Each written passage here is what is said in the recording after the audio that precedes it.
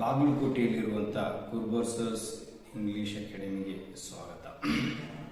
ಇವತ್ತಿನ ವಿಡಿಯೋದಲ್ಲಿಗೆ ಚರ್ಚೆಗೆ ತೆಗೆದುಕೊಂಡಂಥ ವಿಷಯ ಸೆಂಟೆನ್ಸಸ್ ಅಂದರೆ ವಾಕ್ಯ. ನಾವು ಸಾಮಾನ್ಯವಾಗಿ ವಾಕ್ಯ ಅಂದರೆ ಏನು ಚರ್ಚೆ ಮಾಡುವಾಗ ನಮ್ಮದೇ ಆದಂಥ ರೀತಿಯಲ್ಲಿ ಅದನ್ನು ಅರ್ಥ ಮಾಡ್ಕೊಳ್ಳೋಕೆ ಪ್ರಯತ್ನ ಮಾಡ್ತೀವಿ.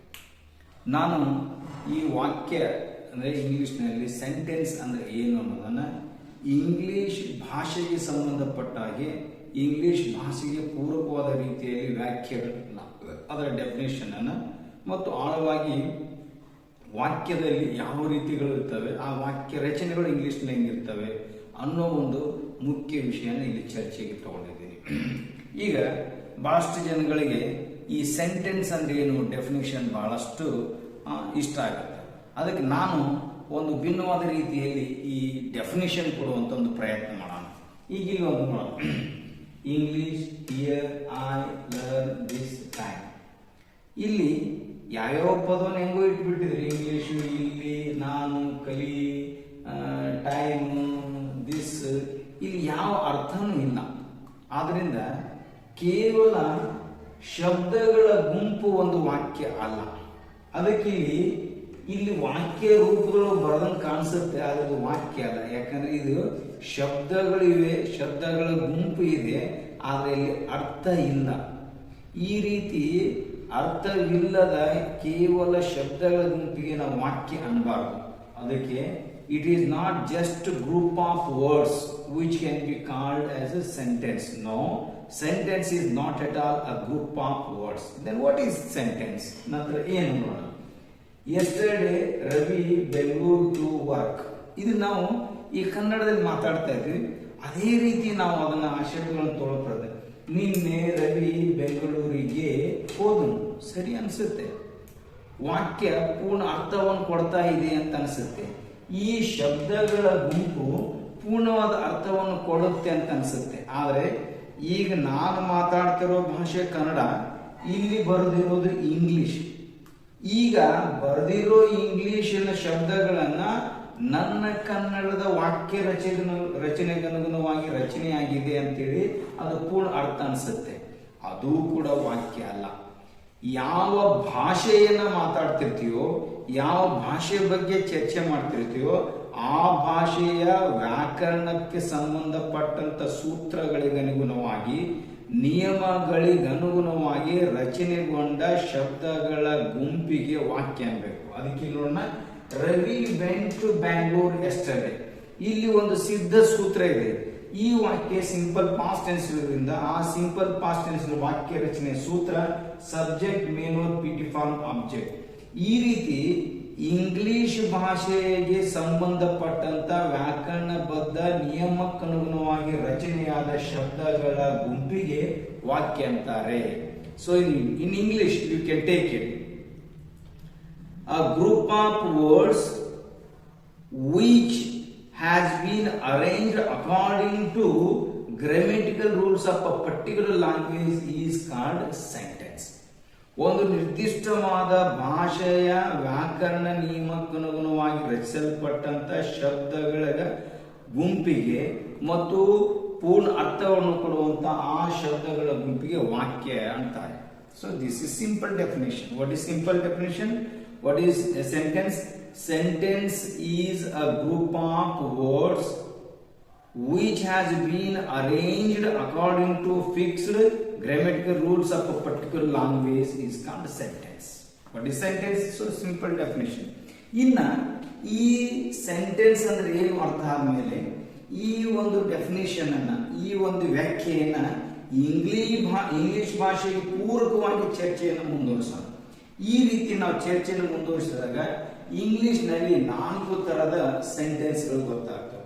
ಒಂದನೇದಕ್ಕೆ ನಾವು ಅಸರ್ಟಿವ್ ಸೆಂಟೆನ್ಸ್ ಅಂತೀವಿ, ಎರಡನೇದಕ್ಕೆ ಇಂಟ್ರಾಗೇಟಿವ್ ಸೆಂಟೆನ್ಸ್ ಅಂತೀವಿ, ಮೂರನೇದಕ್ಕೆ ಇಂಪೇರೇಟಿವ್ ಸೆಂಟೆನ್ಸ್ ಅಂತೀವಿ, ನಾಲ್ಕನೇದಕ್ಕೆ ಎಕ್ಸ್ಕ್ಲಮೇಟರಿ ಸೆಂಟೆನ್ಸ್ ಅಂತೀವಿ.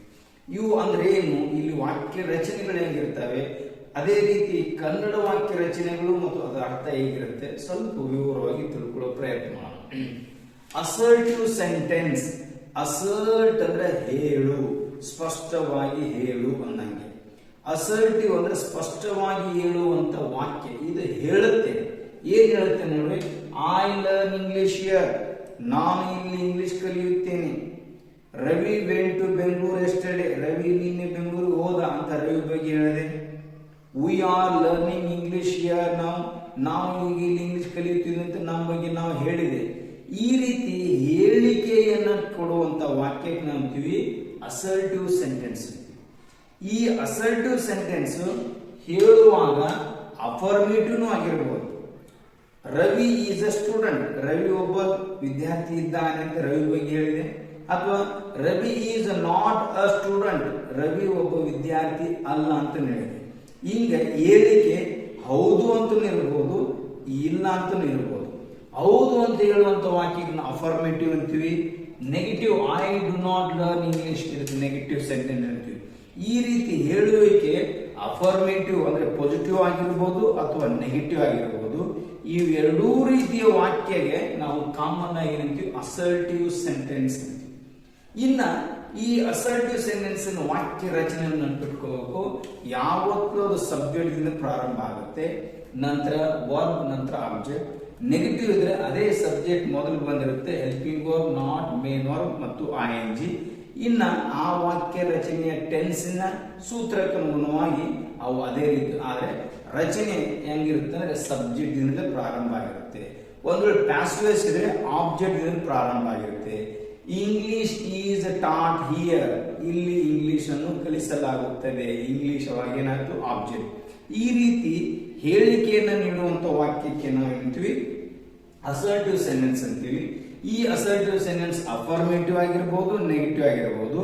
ಈ ಅಸರ್ಟಿವ್ ಸೆಂಟೆನ್ಸ್ ವಾಕ್ಯ ರಚನೆ ಯಾವುದು ಸಬ್ಜೆಕ್ಟ್ ವರ್ಬ್ ಆಬ್ಜೆಕ್ಟ್.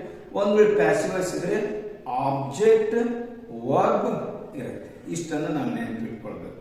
ಆದ್ರಿಂದ ಇಲ್ಲಿ ನೋಡ್ರಿ, ಐ ಲರ್ನ್ ಇಂಗ್ಲಿಷ್ ಹಿಯರ್, ನಾನು ಇಲ್ಲಿ ಇಂಗ್ಲಿಷ್ ಕಲಿಯುತ್ತೇನೆ, assertive sentence. I do not learn English here, assertive sentence. ಅಂದ್ರೆ ವಾಕ್ಯ ಹೇಳಿಕೆ ರೂಪದಲ್ಲಿದೆ. ಈ ಹೇಳಿಕೆ ಆದ ನಂತರ ವಾಕ್ಯದ ಕೊನೆಗೆ ಚಿಹ್ನೆ ಫುಲ್ ಸ್ಟಾಪ್ ಇರುತ್ತೆ. ಈ ಫುಲ್ ಸ್ಟಾಪ್ ಅನ್ನ ಹೊಂದಿದಂತ ವಾಕ್ಯ ಮತ್ತು ಅದು ಸಬ್ಜೆಕ್ಟ್ ಹೊಂದಿರುವಂತ ವಾಕ್ಯದ ರಚನೆ ಅಸರ್ಟಿವ್ ಅಂತ ತಿಳ್ಕೊಳ್ಬೇಕು. ಇದು ಹೇಳುತ್ತೆ, ಸ್ಪಷ್ಟವಾಗಿ ನಿರ್ದಿಷ್ಟವಾಗಿ ಹೇಳುತ್ತೆ, ಅಸರ್ಟಿವ್ ಅಂತೀವಿ ನಾವು. ಅಸರ್ಟ್ ಅಂದ್ರೆ ಹೇಳು, ಸ್ಪಷ್ಟವಾಗಿ ಹೇಳು. ಈ ಸ್ಪಷ್ಟವಾಗಿ ಹೇಳುವಂತ ವಾಕ್ಯಕ್ಕೆ ಏನಂತೀವಿ ನಾವು ಅಸರ್ಟಿವ್ ಸೆಂಟೆನ್ಸ್ ಅಂತೀವಿ. ಇದು ವಾಕ್ಯ ರಚನೆ ಸಬ್ಜೆಕ್ಟ್ ಇಂದ ಪ್ರಾರಂಭ ಆಗುತ್ತೆ. ಇನ್ನು ಎರಡನೇದು ನೋಡ್ರಿ, ಇಂಟ್ರಾಗೇಟಿವ್ ಸೆಂಟೆನ್ಸ್. ಇಂಟ್ರಾಗೇಟ್ ಅಂದ್ರೆ ಪ್ರಶ್ನಿಸು, ಇಂಟ್ರಾಗೇಟ್ ಅಂದ್ರೆ ಪ್ರಶ್ನೆ ಮಾಡು, ಪ್ರಶ್ನಿಸು. ಪ್ರಶ್ನೆಯನ್ನ ಕೇಳುವಂತ ವಾಕ್ಯಕ್ಕೆ ನಾವು ಇಂಟ್ರಾಗೇಟಿವ್ ಸೆಂಟೆನ್ಸ್. ಬಹಳ ಸರಳವಾಗಿ ತಿಳ್ಕೊಳ್ಳೋದು. ಹೇಳುವಂತ ವಾಕ್ಯ ಅಸರ್ಟಿವ್, ಕೇಳುವಂತ ವಾಕ್ಯ ಏನನ್ನು ಕೇಳುತ್ತೆ, ಪ್ರಶ್ನೆ ಕೇಳುತ್ತೆ. ಈ ಪ್ರಶ್ನೆಯನ್ನು ಕೇಳುವಂತ ವಾಕ್ಯಕ್ಕೆ ಇಂಟ್ರಾಗೇಟಿವ್ ಸೆಂಟೆನ್ಸ್. ಇಂಟ್ರಾಗೇಟ್ ಅಂದ್ರೆ ಪ್ರಶ್ನಿಸು, ಇಂಟ್ರಾಗೇಟಿವ್ ಅಂದ್ರೆ ಪ್ರಶ್ನಿಸುವಂತಹ ಪ್ರಶ್ನಾರ್ಥಕ ವಾಕ್ಯ, ಅದಕ್ಕೆ ಇಂಟ್ರಾಗೇಟಿವ್ ಸೆಂಟೆನ್ಸ್. ಇಂಟ್ರಾಗೇಟಿವ್ ಸೆಂಟೆನ್ಸ್ ಉದಾಹರಣೆ ನೋಡೋಣ. Are you learning English now, ನೀನು ಈಗ ಇಂಗ್ಲಿಷ್ ಕಲಿಯುತ್ತಿದ್ದೀಯಾ, ಪ್ರಶ್ನೆ. ಈ ಪ್ರಶ್ನೆ ಕೇಳುವಂತ ಇಂಗ್ಲಿಷ್ ವಾಕ್ಯ ಯಾವತ್ತೂ ನೆನಪಿಟ್ಕೊಳ್ಳಿ, ಹೆಲ್ಪಿಂಗ್ ವರ್ಬ್ನಿಂದ ಪ್ರಾರಂಭ ಆಗುತ್ತೆ. ಇದು ಇಂಗ್ಲಿಷ್ ವಾಕ್ಯ ರಚನೆಯ ಸೂತ್ರ. ಹೆಂಗಿರುತ್ತೆ, ಹೆಲ್ಪಿಂಗ್ ವರ್ಬ್ನಿಂದ ಪ್ರಾರಂಭ ಆಗಿರುತ್ತೆ, ಪಕ್ಕದಲ್ಲಿ subject, main verb, object, question mark ಇರುತ್ತೆ ಕೊನೆಗೆ. ಈ ರೀತಿ ಫುಲ್ ಸ್ಟಾಪ್ ಅನ್ನ ಹೊಂದಿದ್ರೆ ಅಸರ್ಟಿವ್ ಸೆಂಟೆನ್ಸ್. ಅದೇ ಪ್ರಶ್ನೆಯನ್ನ, ಪ್ರಶ್ನಾರ್ಥಕ ಚಿಹ್ನೆಯನ್ನು ಹೊಂದಿದ್ರೆ ಅದಕ್ಕೆ ಏನಂತೀವಿ ನಾವು ಇಂಟ್ರಾಗೇಟಿವ್ ಸೆಂಟೆನ್ಸ್ ಅಂತೀವಿ. ಈ ಇಂಟ್ರಾಗೇಟಿವ್ ನೆಗೆಟಿವ್ ಕೂಡ ಆಗಿರಬಹುದು. Don't they come to school today, ಅವರು ಇಂದು ಶಾಲೆಗೆ ಬರುವುದಿಲ್ಲವೇ, ನೆಗೆಟಿವ್ ಇಂಟ್ರಾಗೇಟಿವ್. ಈ ರೀತಿ ಇಂಟ್ರಾಗೇಟಿವ್ ಪಾಸಿಟಿವ್ ಆಗಿರಬಹುದು ಅಥವಾ ನೆಗೆಟಿವ್ ಆಗಿರಬಹುದು. ಅಂತೆ ಇನ್ನೊಂದು ರೀತಿ ಬರುತ್ತೆ, what have you done here, ನೀನು ಇಲ್ಲಿ ಏನ್ ಮಾಡಿದ್ದೀಯಾ, ನೀನು ಈಗ ಏನ್ ಮಾಡ್ತಾ ಇದ್ದೀಯಾ. ಈ ರೀತಿ ಇದು ಕೂಡ ಪ್ರಶ್ನೆ. ನೀನು ನಿನ್ನೆ ಅವನಿಗೆ ಏನು ಕೊಟ್ಟೆ, what did you give him yesterday, where are you going now, ನೀನು ಈಗ ಎಲ್ಲಿಗೆ ಹೋಗುತ್ತಿದ್ದೀಯ, ಪ್ರಶ್ನೆ. ಇಲ್ಲಿ ಪ್ರಶ್ನೆ ಕೇಳುವಂತ ಪ್ರಶ್ನಾರ್ಥಕ ಶಬ್ದ ಇದೆ, ಅದಕ್ಕೆ ನಾವು WH ಕ್ವಶನ್ ವರ್ಡ್ ಅಂತೀವಿ. ಈ ರೀತಿ interrogative sentence WH question word ನಂತರದಲ್ಲಿ helping verb subject main verb object question mark ಈ ರೀತಿಯಾದ್ರೂ ಇರಬಹುದು ಅಥವಾ ಹೆಲ್ಪಿಂಗ್ ವರ್ಬ್ ದಿಂದ ಪ್ರಾರಂಭ. ಆದ್ರಿಂದ ಇಂಟ್ರಾಗೇಟಿವ್ ಸೆಂಟೆನ್ಸ್ ಎರಡು ರೀತಿ ಇರ್ತವೆ. ಒಂದು ಹೆಲ್ಪಿಂಗ್ ವರ್ಬ್ ದಿಂದ ಪ್ರಾರಂಭ ಆಗಬಹುದು ಅಥವಾ WH ಕ್ವಶನ್ ದಿಂದ ಪ್ರಾರಂಭ ಆಗಬಹುದು. ಇದು ನಾವು ನೆನಪಿಟ್ಕೋಬೇಕು. ಈ ರೀತಿ ಇದು ಪ್ಯಾಸಿವ್ ವಾಯ್ಸ್ ನಲ್ಲಿ ಕೂಡ ಅಷ್ಟೇ. What is being taught here, ಇಲ್ಲಿ ಏನನ್ನು ಕಲಿಸುತ್ತಿದ್ದಾರೆ what. Where is English taught, English ಅನ್ನು ಎಲ್ಲಿ ಕಲಿಸುತ್ತಾರೆ ವೇರ್. ಈ ರೀತಿ ಪ್ರಶ್ನೆಯನ್ನು ಕೇಳುವಂತ ವಾಕ್ಯಕ್ಕೆ ನಾವು ಇಂಟ್ರಾಗೇಟಿವ್ ಸೆಂಟೆನ್ಸ್ ಅಂತೀವಿ. ಅಂದ್ರೆ ಪ್ರಶ್ನೆಯನ್ನ ಕೇಳುವಂಥದ್ದು, ಹೇಳಿಕೆಯನ್ನು ನೀಡುವಂಥದ್ದು. ಅವನು ಒಬ್ಬ ವಿದ್ಯಾರ್ಥಿ ಇದ್ದಾನೆ, ಅವನು ನಿನ್ನೆ ಬೆಂಗಳೂರಿಗೆ ಹೋದನು, ಭಾರತ ನಿನ್ನೆ ಪಂದ್ಯವನ್ನು ಗೆದ್ದಿತ್ತು ಅಂತ ಹೇಳ್ತಾ ಇದೆ. ಹೇಳುವಂತ ವಾಕ್ಯಕ್ಕೆ ಅಸರ್ಟಿವ್ ಅಂದ್ರೆ ಅದೇ ನಿನ್ನೆ ಭಾರತ ಪಂದ್ಯವನ್ನು ಗೆದ್ದಿದ್ದೇ ಪ್ರಶ್ನೆ. ಈ ರೀತಿ ಪ್ರಶ್ನೆಯನ್ನ ಕೇಳುವಂತ ವಾಕ್ಯಕ್ಕೆ ನಾವು ಇಂಟ್ರಾಗೇಟಿವ್ ಸೆಂಟೆನ್ಸ್ ಅಂತೀವಿ. ಇಲ್ಲಿ ನಾವು ವಾಕ್ಯ ರಚನೆಗಳನ್ನ ಸೂಕ್ಷ್ಮವಾಗಿ ಗಮನಿಸಿದ್ರೆ ಆ ಭಿನ್ನತೆ ನಮಗೆ ಗೊತ್ತಾಯ್ತೆ. ಈ ಅಸರ್ಟಿವ್ ಸೆಂಟೆನ್ಸ್ ಸಬ್ಜೆಕ್ಟ್ ದಿಂದಲೇ ಪ್ರಾರಂಭ ಆದ್ರೆ ಇಂಟ್ರಾಗೇಟಿವ್ ಸೆಂಟೆನ್ಸ್ ಹೆಲ್ಪಿಂಗ್ ವರ್ಬ್ ಅಥವಾ WH ಕ್ವಶನ್ ಪ್ರಾರಂಭ ಆಗುತ್ತೆ, ಕೊನೆಗೆ ಕ್ವಶನ್ ಮಾರ್ಕ್ ಇರುತ್ತೆ. ಅಸರ್ಟಿವ್ ನಲ್ಲಿ ಕೊನೆಗೆ ಫುಲ್ ಸ್ಟಾಪ್ ಇರುತ್ತೆ. ಅಂದ್ರೆ ವಾಕ್ಯದ ಕೊನೆಗೆ ಫುಲ್ ಸ್ಟಾಪ್ ಇದ್ರೆ ಅದು ಅಸರ್ಟಿವ್. ಪ್ರಶ್ನಾರ್ಥಕ ಚಿಹ್ನೆ ಇದ್ರೆ ಅದಕ್ಕೆ ನಾವು ಹೇಳ್ತೀವಿ ಇಂಟ್ರಾಗೇಟಿವ್ ಸೆಂಟೆನ್ಸ್. ಈ ವಾಕ್ಯ ರಚನೆಯನ್ನು ಅರ್ಥ ಮಾಡ್ಕೊಳ್ಳಿಕ್ಕೆ ಕೇವಲ ವಾಕ್ಯ ನೋಡಿದ ತಕ್ಷಣ ಅದು ಯಾವ ರೀತಿ ವಾಕ್ಯ, ಅದು ಯಾವ ಟೈಪ್ ಆಫ್ ಸೆಂಟೆನ್ಸ್ ಅಂತ ಗೊತ್ತಾಗುತ್ತೆ. So this is the best way. Just look at the structures. Assertive sentence always begin with subject, whereas interrogative always begin with either helping verb or WH question. So these are the two types of sentences. ಇನ್ನು imperative sentence ಅಂತ ಬರುತ್ತೆ. ಇದು ಮೂರನೇ ರೀತಿಯ third type of sentence. ಏನ್ ವಿಶೇಷತೆ ಅಂದ್ರೆ close the door, ಕದವನ್ನು ಮುಚ್ಚು ಅಂತ ಹೇಳ್ತೈತೆ. ಆದರೆ ಹೇಳುವಾಗ ಆ ಹೇಳಿಕೆಯಲ್ಲಿ ಅಥವಾ ಧ್ವನಿಯಲ್ಲಿ ಒಂದು ಭಿನ್ನತೆ ಇದೆ, ಒಂದು ವಿಶಿಷ್ಟವಾದಂತ ಅರ್ಥ ಇದೆ. ಕ್ಲೋಸ್ ದ ಡೋರ್, ಕದವನ್ನು ಮುಚ್ಚು ಅಂತ ಇಲ್ಲಿ ಆಜ್ಞೆ ಇದೆ. ಈ ರೀತಿ ಆಜ್ಞೆಯನ್ನು ಕೊಡುವಂತ ವಾಕ್ಯಕ್ಕೆ ನಾವು ಇಂಪೆರೇಟಿವ್ ಸೆಂಟೆನ್ಸ್. ಅದು ಇನ್ನೊಂದು ನೋಡ್ರಿ, ಕ್ಲೋಸ್ ದ ಡೋರ್ ಪ್ಲೀಸ್, ಕದವನ್ನು ಮುಚ್ಚಿ ದಯವಿಟ್ಟು ಅನ್ನೋ ರಿಕ್ವೆಸ್ಟ್ ಇದೆ. ಈ ರೀತಿ ಯಾವ ವಾಕ್ಯ ಆಜ್ಞೆ ಅಥವಾ ವಿನಂತಿಯನ್ನು ಮಾಡ್ತಾ ಇದ್ರೆ ಆ ವಾಕ್ಯಕ್ಕೆ ಇಂಪೆರೇಟಿವ್ ಅನ್ನೋ ಒಂದು ಹೆಸರನ್ನು ಕೊಡ್ತೀವಿ. ಇನ್ನೊಂದು ರೀತಿ ವಿಶ್ ಯು ಗುಡ್ ಲಕ್, ನಿನಗೆ ಒಳ್ಳೆಯದಾಗಲಿ ಅನ್ನೋ ಒಂದು ಆಶಯ ಇದೆ. ಈ ರೀತಿ ಯಾವ ವಾಕ್ಯ ಆಜ್ಞೆನೋ ಅಥವಾ ವಿನಂತಿನೋ ಅಥವಾ ಆಶಯವನ್ನು ಅಥವಾ ನೋಡಿ ನಿನ್ನ ಸಮಯವನ್ನು ಹಾಳು ಮಾಡಬೇಡ, don't waste your time here, ಇಲ್ಲಿ ನಿನ್ನ ಟೈಮ್ ಹಾಳು ಮಾಡಬೇಡ ಅನ್ನೋ ಒಂದು ಸಲಹೆನೋ ಬುದ್ಧಿವಾದವನ್ನು ವ್ಯಕ್ತ ಮಾಡುವಂತ ವಾಕ್ಯಕ್ಕೆ ನಾವು ಇಂಪೆರೇಟಿವ್ ಸೆಂಟೆನ್ಸ್ ಅಂತೀವಿ. ಇದನ್ನು ಬಹಳ ಸೂಕ್ಷ್ಮವಾಗಿ ಅರ್ಥ ಮಾಡಿಕೊಳ್ಬೇಕು. ಇಂಪೆರೇಟಿವ್ ಸೆಂಟೆನ್ಸ್ ನಲ್ಲಿ ಯಾವತ್ತೂ ವಾಕ್ಯಗಳು ವರ್ಬದಿಂದಲೇ ಪ್ರಾರಂಭ ಆಗ್ತವೆ. ಇದು ನೆನಪಿಡಿ. Close the door, close the door, wish you good luck, close the door. ನೋಡ್ರಿ, ಈ ಕ್ಲೋಸ್ ದ ಡೋರ್ ಪ್ಲೀಸ್ ಅನ್ನೋ ಶಬ್ದ ಪ್ಲೀಸ್ ಅನ್ನ ಮೊದಲು ಹಾಕಿದ್ರು ನಡೆಯುತ್ತೆ. ಪ್ಲೀಸ್ ಕ್ಲೋಸ್ ದ ಡೋರ್ ಆದ್ರೆ ವಾಕ್ಯ ಪ್ರಾರಂಭ ಆಗೋದು ವರ್ಬದಿಂದಲೇ ಅಂತ ತಿಳ್ಕೋ. ಆದ್ರಿಂದ ಇಂಪೆರೇಟಿವ್ ಸೆಂಟೆನ್ಸ್ ಯಾವತ್ತೂ ವರ್ಬದಿಂದ ಪ್ರಾರಂಭ ಆಗುತ್ತೆ, ನಂತರದಲ್ಲಿ ಆಬ್ಜೆಕ್ಟ್ ಇರುತ್ತೆ. ಒಂದೇ ವಿಷಯ ನೆನಪಿಟ್ಕೊ. ಎರಡನೇದು ಕ್ಲೋಸ್ ದ ಡೋರ್, ಕದವನ್ನು ಮುಚ್ಚು. ಯಾರು ಮುಚ್ಚೋರು? ಇಲ್ಲ ಅಂದ್ರೆ ಏನಿರೋದಿಲ್ಲ, ಇಲ್ಲಿ ಸಬ್ಜೆಕ್ಟ್ ಇರೋದಿಲ್ಲ, ನೋ ಸಬ್ಜೆಕ್ಟ್. ಇದನ್ನ ನೆನಪಿಟ್ಕೋ. ಸಬ್ಜೆಕ್ಟ್ ಇಲ್ಲ ಅಂತ ತಕ್ಷಣ ನೀವು ಒಂದು ಪ್ಯಾಸಿವ್ ವಾಯ್ಸ್ ಅಂತ ತಿಳ್ಕೋಬಾರ್ದು, ಅದು ಆಕ್ಟಿವ್ ವಾಯ್ಸ್ ನಲ್ಲೇ ಇರಬಹುದು. ಆದ್ರಿಂದ ಇಲ್ಲಿ ಮುಖ್ಯವಾಗಿ ಕ್ರಿಯೆ ಮಾಡೋರು ಇರೋದಿಲ್ಲ. ಆ ಕ್ರಿಯೆ ಮಾಡೋರಿಗೇನೆ ಆ ವಾಕ್ಯ ಆಜ್ಞೆನೋ ವಿನಂತಿನೋ ಅಥವಾ ಆಶಯವನ್ನು ವ್ಯಕ್ತ ಮಾಡ್ತಾರೆ. ಕ್ಲೋಸ್ ದ ಡೋರ್ ಅಂತ ನಾನು ನಿಂತಿರುವಂತ ಒಬ್ಬ ವ್ಯಕ್ತಿಗೆ ಆಜ್ಞೆ ಮಾಡಿರ್ತೀನಿ, ಮುಚ್ಚೋನು ಅವನು. ಯು ಕ್ಲೋಸ್ ದ ಡೋರ್ ಅಲ್ಲ, ನೆನ್ಪಿಟ್ಕೊಳ್ಳಿ. ಬಹಳ ಜನ ಹಿಂಗೆ ತಿಳ್ಕೊಂಡು you close the door, you close the door ಅಂದ್ರೆ ಕನ್ನಡ ಏನಾಗುತ್ತೆ, ನೀನು ಕದವನ್ನು ಮುಚ್ಚುತ್ತಿ ಅಂತ ಹೇಳುತ್ತೆ, ಅಸರ್ಟಿವ್ ಸೆಂಟೆನ್ಸ್ ಆಗುತ್ತೆ. ಅದನ್ನ ನೆನ್ಪಿಟ್ಕೋಬೇಕು. ಕ್ಲೋಸ್ ದ ಡೋರ್ ಅಲ್ಲಿ ಯಾವ ಸಬ್ಜೆಕ್ಟ್ ಅನ್ನು ಹೇಳೋದಿಲ್ಲ. ಸಬ್ಜೆಕ್ಟ್ ಇಲ್ಲದೆ ನೇರವಾಗಿ ನಾವು ವರ್ಬದಿಂದ ಪ್ರಾರಂಭ ಮಾಡ್ತೀವಿ, ಅದಕ್ಕೆ ನಾವು ಇಂಪೆರೇಟಿವ್ ಸೆಂಟೆನ್ಸ್ ಅಂತೀವಿ. ಅಥವಾ ನಾನು ನನ್ನ ಮುಂದೆ ನಿಂತಿರೋ ಒಬ್ಬ ವ್ಯಕ್ತಿಗೆ ಕೈ ಮಾಡಿ ಹೇಳಿ ಅವನಿಗೆ ಆಜ್ಞೆನೋ ಅಥವಾ ವಿನಂತಿನೋ ಮಾಡೋದಾದ್ರೆ ಆ ವಾಕ್ಯ ರಚನೆ ಬೇರೆ ರೀತಿಯಿಂದ ಬರ್ಕೊಳ್ಳೋಕೆ ಹೆಂಗಂದ್ರೆ you close the door, you ಅಂತ ಬರೆದು ಕಾಮ ಹಾಕಿ ಕ್ಲೋಸ್ ದ ಡೋರ್ ಅಂದಾಗ ಅದು ಅಸರ್ಟಿವ್ ಆಗೋದಿಲ್ಲ, ಇಂಪೆರೇಟಿವ್.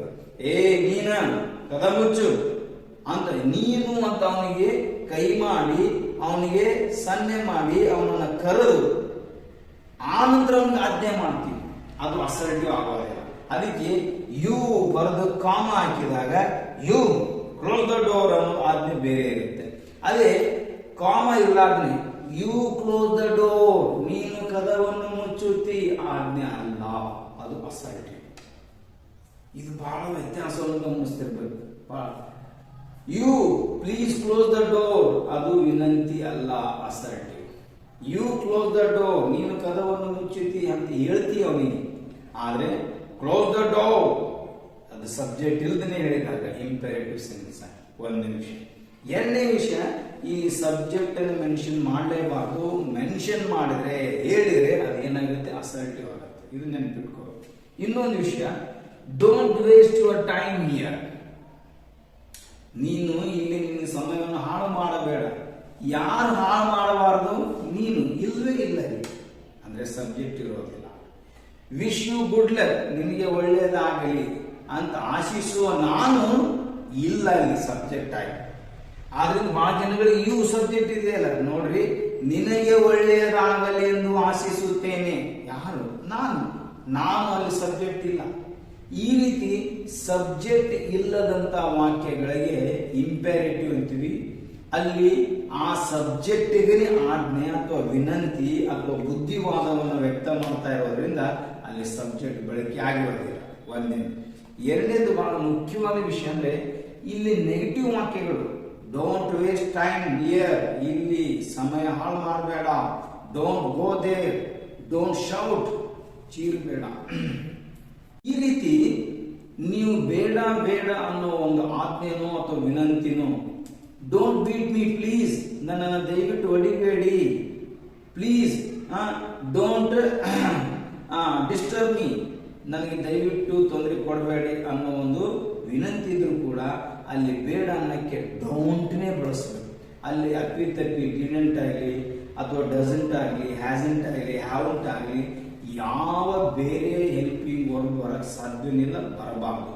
ಡೋಂಟ್ ವೇಸ್ಟ್, ಹಾಳು ಮಾಡಬೇಡ. ಡೋಂಟ್ ಗೋ, ಹೋಗಬೇಡ. ಡೋಂಟ್ ಡಿಸ್ಟರ್ಬ್, ತೊಂದರೆ ಮಾಡಬೇಡ.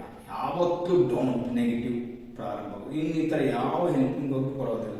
ಅದಕ್ಕೆ ಇದರ ವಿಶೇಷತೆ ಅಂದ್ರೆ ಇಲ್ಲಿ ವಾಕ್ಯ ರಚನೆ ವರ್ಗದಿಂದಲೇ ಪ್ರಾರಂಭ ಆಗುತ್ತೆ, ಆಬ್ಜೆಕ್ಟ್ ಇರುತ್ತೆ. ನಂತರ ಇಲ್ಲಿ ಸಬ್ಜೆಕ್ಟ್ ಇರೋದಿಲ್ಲ ಮತ್ತು ನೆಗೆಟಿವ್ ಯಾವತ್ತೂ ಡೌನ್ದಿಂದಲೇ ಪ್ರಾರಂಭ ಆಗುತ್ತೆ. ಇದು ಮುಖ್ಯವಾದ ಲಕ್ಷಣಗಳು.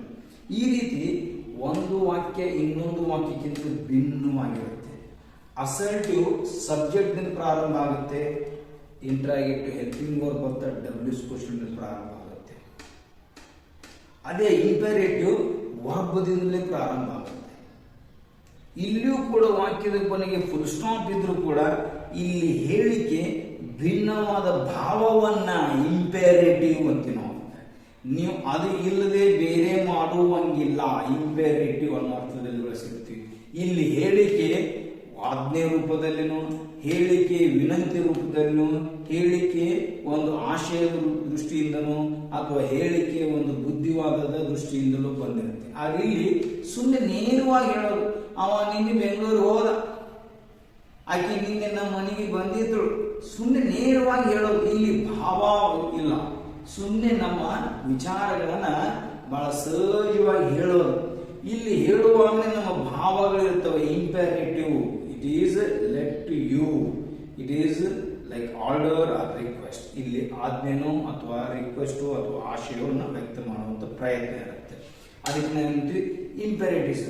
ಇನ್ನು ಕೊನೆಯ ಟೈಪ್ ಅಂದ್ರೆ ಎಕ್ಸ್ಕ್ಲಮೇಟರಿ ಸೆಂಟೆನ್ಸ್. ಎಕ್ಸ್ಕ್ಲಮೇಟರಿ ಅಂದ್ರೆ ಉದ್ಗಾರವಾಚಕ, ಅಂದ್ರೆ ಒಮ್ಮಿಂದೊಮ್ಮಲ್ಲೇ ಬಂದಂತ ಭಾವನೆಗಳು. ನಾನು ಕನ್ನಡದಲ್ಲಿ ಸಹಜವಾಗಿ ಏನಂತಿರ್ತೀನಿ, ಸಡನ್ ಬರ್ಸ್ಟ್ ಆಫ್ ಫೀಲಿಂಗ್ಸ್ ಅಂತೀನಿ. ಅಂದ್ರೆ ಒಮ್ಮಿಂದೊಮ್ಮಲ್ಲೇ ಉದ್ಭವವಾದ ಭಾವವನ್ನ ವ್ಯಕ್ತ ಮಾಡುವಂತ ವಾಕ್ಯಕ್ಕೆ ಹೇಳಿಕೆಯನ್ನ ವ್ಯಕ್ತ ಮಾಡುವಂತ ವಾಕ್ಯ ಅಸರ್ಟಿವ್, ಪ್ರಶ್ನೆ ಕೇಳುವಂತ ವಾಕ್ಯ ಇಂಟ್ರಾಗೇಟಿವ್, ಅದೇ ಆಜ್ಞೆನ ವ್ಯಕ್ತ ಮಾಡುವಂತ ವಾಕ್ಯ ಇಂಪೇರೇಟಿವ್.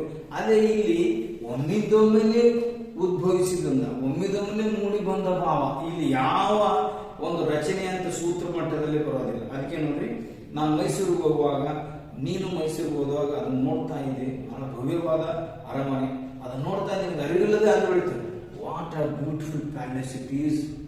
ಇಷ್ಟು ನೀಟಾಗಿ ನಾವು ಕನ್ನಡದಲ್ಲಿ ಇವನು ತುಂಬ ಅರಮನೆ, ಅದು ಕೂಡ ಎಕ್ಸ್ಪ್ಲೇನೇಟರಿ. ನಿನ್ನ ಭಾವ ಉದ್ಗಾರ ಮಾಡಿದ್ದೀನಿ, ಉದ್ಗರಿಸುವಂತ ಉದ್ಗಾರವಾಚಕ ವಾಕ್ಯಗಳು ಅಂತೀವಿ ನಾವು. ಉದ್ಗರಿಸು ಅಂತೀವಿ ನೋಡಿ. What how stupid I am to believe her. ಇವನು ಅಕ್ಕಿನೂ ಹೋಗಿ ನಮ್ಮಿಂದ ನಾ ಎಂತ ಮೂರ್ಖೋ, ಆಕಿ ಮೋಸ ಮಾಡಿದಾಗ ನಿನಗೆ ಆ ಮೋಸದ ಅರಿವು ಬಂದಾಗ ಒಮ್ಮಿಂದೊಮ್ಮೆಲೆ ಬಂದ್ಬಿಡುತ್ತೆ. What a stupid I am to believe her. How great you want to help me again. ನೀ ಅಂತ ದೊಡ್ಡ ಮನುಷ್ಯ ಮಾರೆ ಮತ್ತೆ ನನಗೆ ಸಹಾಯ ಮಾಡ್ತೀಯಲ್ಲ. ಅವನ ಸಹಾಯ ಮಾಡಿದ್ದನ್ನು ಕಂಡಾಗ ನಿನಗರಿಲ್ಲದಂತ ಒಮ್ಮಿದೊಮ್ಮೆ ಒಂದು ಭಾವ ಬಂದ್ಬಿಡುತ್ತೆ. Alas my friend is dead. ಅಯ್ಯೋ ನನ್ನ ಗೆಳೆಯ ಸತ್ತಿದ್ದಾನೆ. ಈ ರೀತಿ ಒಮ್ಮಿಂದೊಮ್ಮೆಲೆ ಉದ್ಭವಿಸುವ ಭಾವನೆಗಳನ್ನು ವ್ಯಕ್ತ ಮಾಡುವಂತ ಈ ವಾಕ್ಯಕ್ಕೆ ನಾವು ಎಕ್ಸ್ಕ್ಲೇಮೇಟರಿ ಸೆಂಟೆನ್ಸ್ ಅಂತೀವಿ. ಈ ವಾಕ್ಯದ ಕೊನೆಗೆ ಉದ್ಗಾರವಾಚಕ ಚಿಹ್ನೆ ಇರುತ್ತೆ. ಇಡೀ ವಾಕ್ಯದ ಉದ್ದಕ್ಕೂ ನಾವು ಉದ್ಗಾರ ಇದೆ. What a beautiful palace it is. How stupid I am to believe her. How great you want to help me. ಇವೆಲ್ಲ ಇಡೀ ವಾಕ್ಯದುದ್ದಕ್ಕೂ ನಮ್ಮ ಭಾವವನ್ನು ವ್ಯಕ್ತ ಮಾಡೋದ್ರಿಂದ ಇದಕ್ಕೆ ನಾವು ಎಕ್ಸ್ಕ್ಲೇಮೇಟರಿ ಸೆಂಟೆನ್ಸ್ ಅಂತೀವಿ. ಆ ವಾಕ್ಯ ಕೊನೆಗೆ ಉದ್ಗಾರವಾಚಕ ಚಿಹ್ನೆ ಇರುತ್ತೆ. ನಮ್ಮ ಬಾಯಿಂದ ಉದ್ಗರಿಸಲ್ಪಟ್ಟಂತ ಸಂಕೇತದಲ್ಲಿ ಈ ಚಿಹ್ನೆ ಇರುತ್ತೆ. ಈ ರೀತಿ ನಾವು ಸ್ವಲ್ಪ ಸೂಕ್ಷ್ಮವಾಗಿ ಗಮನಿಸಿದರೆ 4 ವಿಧದ ವಾಕ್ಯ ರಚನೆಗಳು ಭಿನ್ನವಾಗಿವೆ ಮತ್ತು ಅವುಗಳ ಉದ್ದೇಶಗಳು ಭಿನ್ನವಾಗಿದೆ. ಅಸರ್ಟಿವ್ ಸಬ್ಜೆಕ್ಟ್ ಇಂದಲೇ ಪ್ರಾರಂಭ ಆಗಬೇಕು. ಇಂಟ್ರಾಗೇಟಿವ್ ಹೆಲ್ಪಿಂಗ್ ವರ್ಬ್ ಅಥವಾ ಡಬ್ಲ್ಯೂಎಸ್ ಕ್ವಶನ್ ಪ್ರಾರಂಭ ಆಗಬೇಕು. ಇಂಪರೇಟಿವ್ ವರ್ಗದಿಂದಲೇ ಪ್ರಾರಂಭ ಆಗಬೇಕು. ಇಲ್ಲಿ ಯಾವ ಕಟ್ಟಳೆಯೂ ಇಲ್ಲ. ಒಮ್ಮಿಂದೊಮ್ಮೆಲೇ ಉದ್ಭವಿಸುವಂತ ಭಾವನೆಗಳು ಬಂದಾಗ ಯಾವುದೇ ಸೂತ್ರಕ್ಕನುಗುಣ ವಾಕ್ಯ ರಚನೆ ಆಗೋದಿಲ್ಲ. ಅದಕ್ಕೆ what a beautiful palace it is, what a terrible day it is. ಎಂತ ಕೆಟ್ಟ ದಿವಸ ಮರ ಇವತ್ತಿದು ಅಂತ ನಾವು ಸಹಜವಾಗಿ ವ್ಯಕ್ತ ಮಾಡಿರ್ತೀವಿ. ಈ ರೀತಿ ಇಂಗ್ಲಿಷ್ನಲ್ಲಿ 4 ಟೈಪ್ ಸೆಂಟೆನ್ಸ್ ಇದಾವೆ. How many types of sentences are there in English? There are 4 types of sentences. First one is assertive, second one is interrogative, and third one is imperative, and the last, fourth one is exclamatory. Assertive sentence asserts something, it says something. Interrogative sentence asks question, and imperative sentence expresses either order or request or wish or suggestion or advice. And exclamatory sentence exclaims something which comes out immediately, which comes out suddenly. So these are the 4 sentences in English. ಈ ಒಂದು video ಮೂಲಕ sentence ಅಂದ್ರೆ ಏನು ಒಂದು ಸಣ್ಣ ಪರಿಚಯ, ಒಂದು ಕಿರು ಪರಿಚಯ ಮಾಡಲಿಕ್ಕೆ ಪ್ರಯತ್ನ ಮಾಡಿದ್ವಿ. ಆದರೆ ಈ ಕಿರು ಪರಿಚಯ ಇದು ಈ ವಿಡಿಯೋದಲ್ಲಿ ನಿಮಗೆ ಬಹಳಷ್ಟು ಉಪಯುಕ್ತವಾದಂಥ ಮಾಹಿತಿ ಖಂಡಿತವಾಗಿ ಕೊಟ್ಟಿದೆ ಅಂತ ನನಗನ್ಸುತ್ತೆ. ಆದ್ದರಿಂದ ಈ ವಿಡಿಯೋ ನಿಮ್ಗೆ ಇಷ್ಟ ಆದರೆ ಲೈಕ್ ಮಾಡಿ, ಗೆಳೆಯರ ಜೊತೆ ಸಂಬಂಧಿಕರ ಜೊತೆ ಶೇರ್ ಮಾಡಿಕೊಡ್ರಿ ಮತ್ತು ದಯವಿಟ್ಟು ನಮ್ಮ ಚಾನಲ್ಗೆ ನೀವು ಸಬ್ಸ್ಕ್ರೈಬ್ ಮಾಡಿಕೊಡ್ರಿ ಅಂತ ಹೇಳ್ತಾ, ಇನ್ನು ಮುಂಬರುವಂಥ ಬಹಳಷ್ಟು ವಿಡಿಯೋಗಳಲ್ಲಿ ನಮಗೆ ಅತ್ಯುಪಯುಕ್ತವಾದಂಥ ಇಂಗ್ಲೀಷ್ ಕಲೀಲಿಕ್ಕೆ ನಿಮಗೆ ಪ್ರೇರಣೆ ನೀಡುವಂಥ, ಇಂಗ್ಲೀಷ್ ಕಲೀಲಿಕ್ಕೆ ಸಹಾಯ ಮಾಡುವಂಥ ಅದ್ಭುತ ವಿನೂತನ ವಿಧಾನಗಳಿಂದ ಇಂಗ್ಲಿಷ್ ಬೋಧನೆಯನ್ನು ಕೊಡುವಂಥ ಒಂದು ಪ್ರಯತ್ನ ಮುಂದಿನ ಎಲ್ಲ ವಿಡಿಯೋಗಳಲ್ಲಿ ಸಿಗುತ್ತೆ ಅನ್ನೋ ಒಂದು ಭರವಸೆಯೊಂದಿಗೆ ಮತ್ತು ಈಗಾಗಲೇ ಒಂದು ಗಂಭೀರವಾದ ಪ್ರಯತ್ನದೊಂದಿಗೆ ಒಂದು ನಿರ್ದಿಷ್ಟವಾದ ಗಮ್ಯವನ್ನು, ನಿರ್ದಿಷ್ಟವಾದ ಗುರಿಯನ್ನು ಇಟ್ಕೊಂಡು ಇದು 60ನೇ ವಿಡಿಯೋ. ಈ ಹಿಂದಿನ 59 ವಿಡಿಯೋಗಳಲ್ಲಿ ಯಾವುದೇ ಒಂದೊಂದು ವಿಡಿಯೋ ನೀವು ಆಯ್ಕೆ ಮಾಡಿಕೊಂಡ್ರೆ ಆ ವಿಡಿಯೋದಲ್ಲಿರುವಂಥ ವಿಷಯ ನಿಮಗೆ ಆಳವಾಗಿ ತಿಳಿಲಿಕ್ಕೆ ಒಂದರ ನಂತರ ನೀವು ಅದನ್ನು ನೋಡ್ತಾ ಹೋದಾಗ ನಿಮ್ಗೆ 59 ವಿಡಿಯೋಗಳಲ್ಲಿ ಸ್ಪಷ್ಟವಾದಂಥ ಟೆನ್ಸಿನ ಬಗ್ಗೆ ಅರಿವು ನಿಮಗೆ ಖಂಡಿತವಾಗಿ ಸಿಗುತ್ತೆ. ಅದನ್ನು ದಯವಿಟ್ಟು ಆ ವಿಡಿಯೋಗಳನ್ನು ನೋಡ್ಕೊಳ್ಳಿ. ನಂತರ ಮುಂಬರುವಂಥ ವಿಡಿಯೋಗಳಲ್ಲಿ ಇದರ ಆಧಾರದಿಂದನೇ ಮುಂದಿನ ಚಾಪ್ಟರ್ಸ್ ಎಲ್ಲ ಚಾಲು ಮಾಡ್ತಾ ಇದ್ವಿ. ಮತ್ತೆ ಬೇರೆ ಬೇರೆ ವಿಷಯಗಳನ್ನು, ಬೇರೆ ಬೇರೆ ಚಾಪ್ಟರ್ನ ನೀವು ಕಲಿಯುವಂಥ ಒಂದು ಅವಕಾಶವನ್ನು ನಮ್ಮ ವಿಡಿಯೋ ಮೂಲಕ ನೀವು ಪಡ್ಕೊಳ್ಳಿ.